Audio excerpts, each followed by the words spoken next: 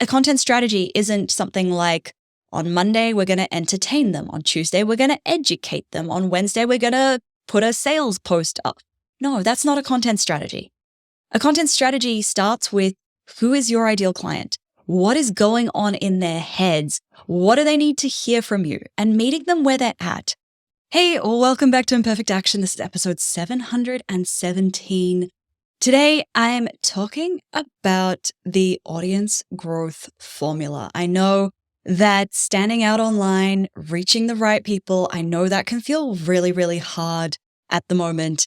And in today's episode, I'm going to share the 4 parts that I think anyone needs to be on top of if they want to grow their audience in today's online world. Now, today's episode is for you if you are struggling to get your business in front of the right people online, and that means you're not growing as quickly as you would like to.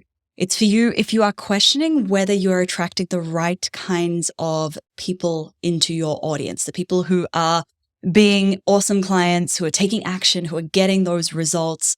And it's also for you if you already feel like you don't have enough hours in the day to do all of the things that you are supposed to do and don't have any time to do anything extra. So today, I'm going to start with a little story from my very, very first business. So I love marketing. Like, I'm a marketer at heart. And before the launch of my first business, which was a product-based business, it was a subscription box, I spent a lot of time growing the audience on Instagram because this was, going back now to 2016, 2015 even. This was when Instagram was at its prime for small businesses. You could reach lots of people, you could grow your audience on there really easily. And before I launched that product, I managed to grow the Instagram audience to, I think, over 10,000 people, around 10, 15,000 people. And I was so excited about it because I thought, great, we've got this awesome audience. When I launch, it's going to be a hit. People are going to buy it. But they didn't. And I was like, oh, well, this is really weird. We've got 10,000 people following and like maybe 50 customers. Why are they not buying? And in my mind, I was like, okay, cool. Let me just keep growing the audience. Let me just keep adding more people. So I kept growing it, thinking that growth would lead to sales. And at one point we had like 20,000 followers and we're making maybe $2,000 a month in revenue before expenses. So this was a physical product business. So I still had to pay for postage and shipping. I had to pay for the wholesale products that were going into the subscription boxes, all of that. So it wasn't really turning much of a profit. And I realize now in hindsight, I'm like, oh, I know those mistakes that I made. But at the time, I couldn't quite figure out why these people weren't converting. And some of the mistakes that I made. So firstly, I relied purely on Instagram for this business audience. And when the algorithms started to change, 2016 was one of the first big changes that people noticed with the algorithm.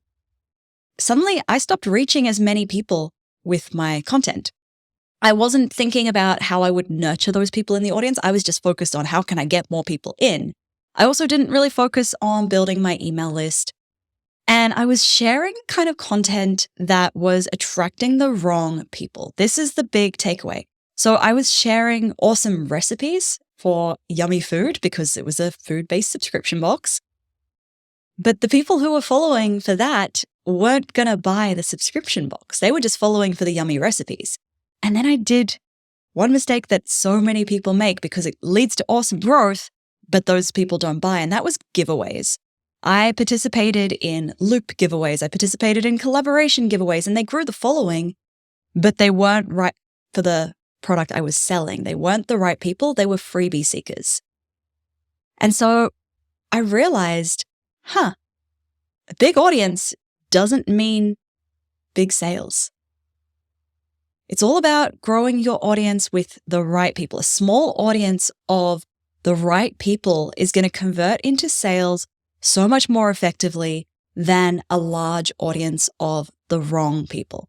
So then after I closed that business down, I worked at a startup for a little while as, their kind of head of marketing. And while I was doing that, I started my next business doing marketing consulting. And I knew that I needed to do something different to all of the other marketers out there because it was a pretty noisy environment. Even though that was like 2017, 2018, it was very different. I guess it was still similar in some ways in that it was super busy, but it was like, even back then, it was still noisy. Now it's even much noisier, but back then it was still pretty noisy. And so what I started doing was I started creating really quality content. I started writing long form blog posts. I'm talking 2,000-word blog posts, sharing unique perspectives that nobody else was talking about.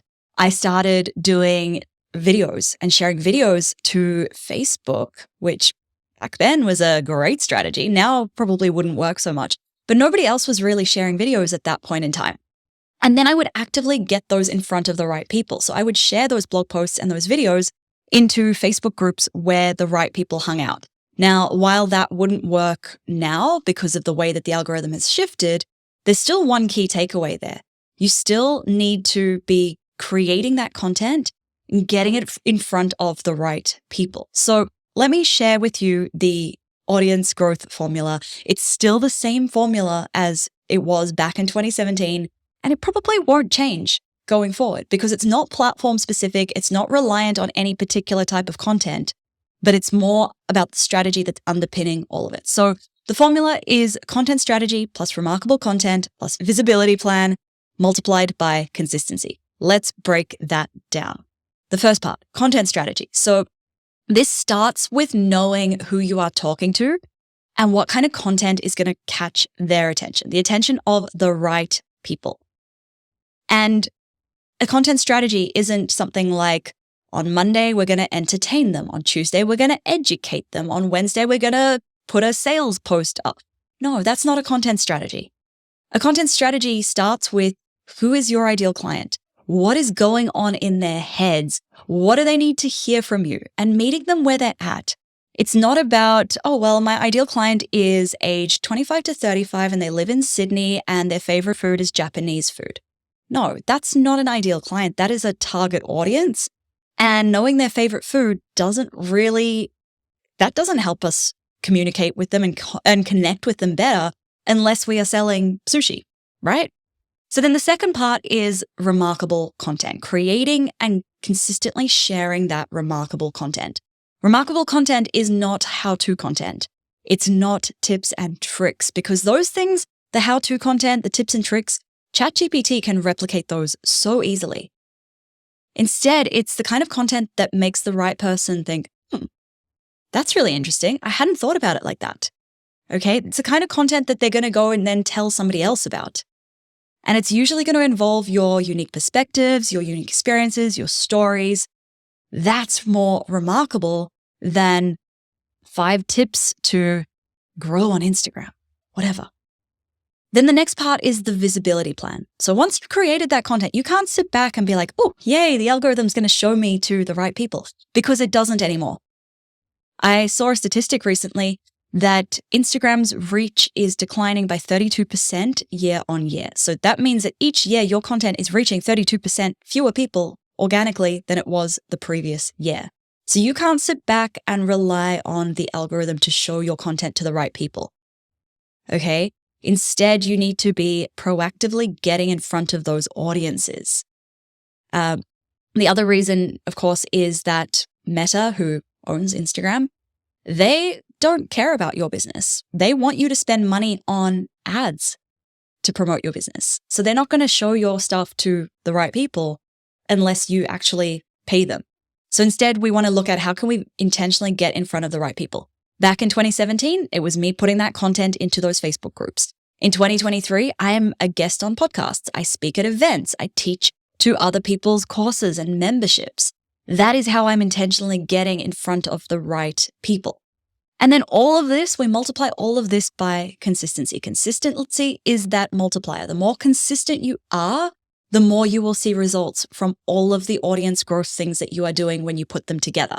It's not something you can do just once and then be like, cool, I sent 5 pitches out to be a guest on someone's podcast and I'm done.